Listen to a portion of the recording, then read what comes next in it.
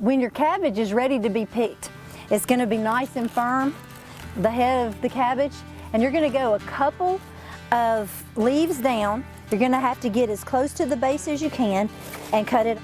It'll grow back. It'll have some shoots that'll grow back a little bit. Let's go make some fermented cabbage. All right, we're all ready. We've gotten most of this cut. I'm going to show you how my grandmother taught me to cut the cabbage up for the sauerkraut. But I have 20 pounds of cabbage right here. But the recipe that I use calls for 5 pounds of cabbage, and it's going to make 1 gallon of sauerkraut. All right, my grandmother taught me how to cut cabbage the easy way. That's what I call it, what she called it. And so I'm just going to cut this right down the middle, and you're going to go right into the core, halfway. Okay, you've got it there, and now you're going to go pretty deep into this because this core is pretty big. So we're going to get rid of it because it's just real fibrous and tough. So you're just going to go right into it, pull it out, and get rid of it. Now you just turn this over, and you're going to cut it across the grain into slices. All right, now that my cabbage is cut, I'm going to put it into my 5-gallon bucket here.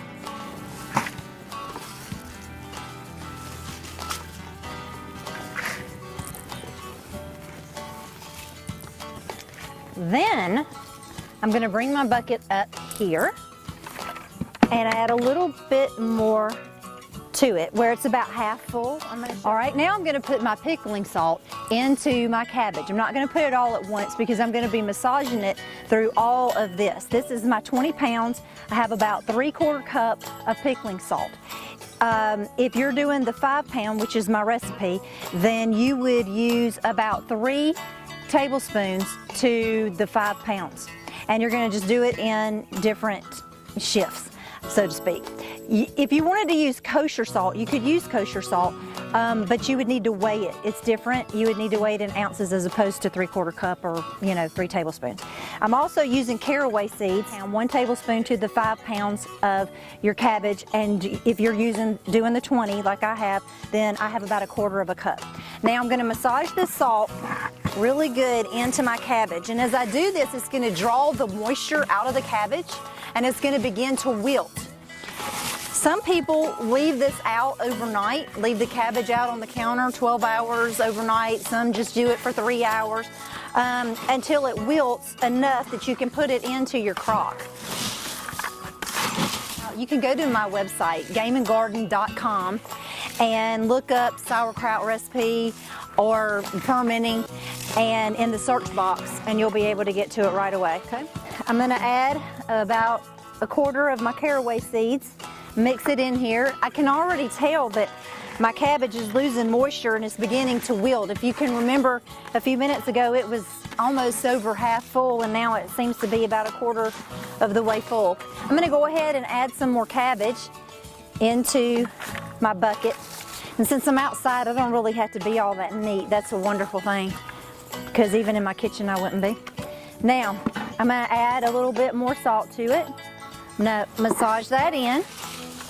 Remember the big cabbage leaves that we got to put over our cabbage. I'm going to just put it right on top of the cabbage and try to seal it around the edge of the cabbage. I don't want any air at all to get through because that encourages mold to grow.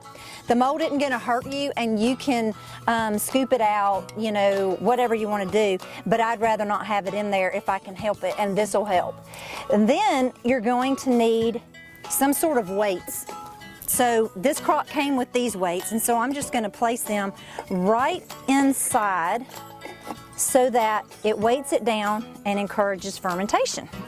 I've got this really good and weighed down. No air can get in.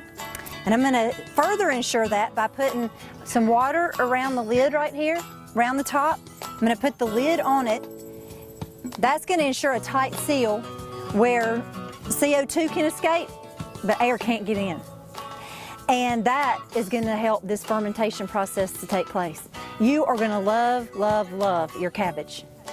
With this fermentation crock, You can leave this, or you should leave this sealed for 2 to 4 weeks. There's no need to lift it up and look at it or anything. You're gonna hear some gurgling sounds.